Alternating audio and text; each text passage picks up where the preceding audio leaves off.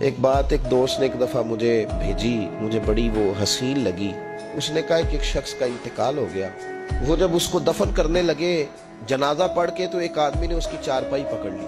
اس نے کہا اس نے میرا 45 لاکھ روپیہ دینا ہے، پہلے پیسے دو گے پھر دفن کرنے دو گا، پیسے دے دو دفن کر دو۔ 3 بیٹے بھی تھے تو جائیداد بھی تھی، سارا کچھ تھا۔ ان 3 بیٹوں سے لوگوں نے کہا کہ تیرے ابے کو وہ دفن نہیں کرنے دے رہا، شور ہے تو۔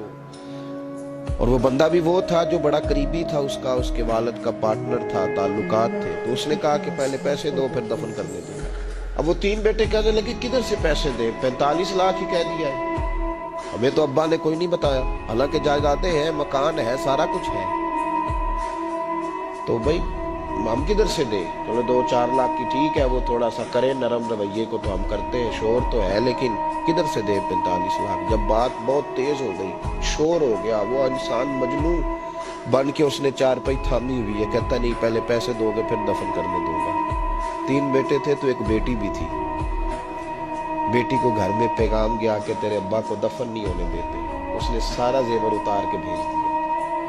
اس نے کہا اس چچا سے کہو میرے ابا کے اس دوست سے جس نے قرضہ لینا ہے کہ یہ رکھ لے اور میں تھوڑے تھوڑے کر کے پیسے لوٹا دیتی ہوں، پر میرے باپ کو مرنے کے بعد یوں رسوا نہ کرے، اس کو دفن تو ہونے دے، میں ایک ایک پائی دے دوں گی، میرا وعدہ رہا۔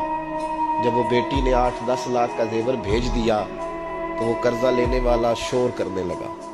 اس نے کہا او مجھے پتہ چل گیا، مجھے معاف کر دو سارے اور اسے دفنا دو۔ کہا کیا ہوا؟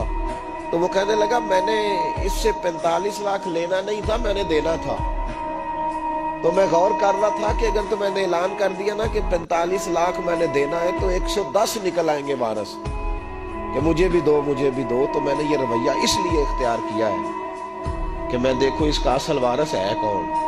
تو اصل وارث وہ بیٹی ہے جس نے اپنے کانوں سے بندے بھی اتار کے بھیج دیے، اور جس نے اپنے وہ شادی والے دن پہننے والے زیورات، پہلی رات کا وہ اس نے زیور بھی سارا اتار کے دے دیا۔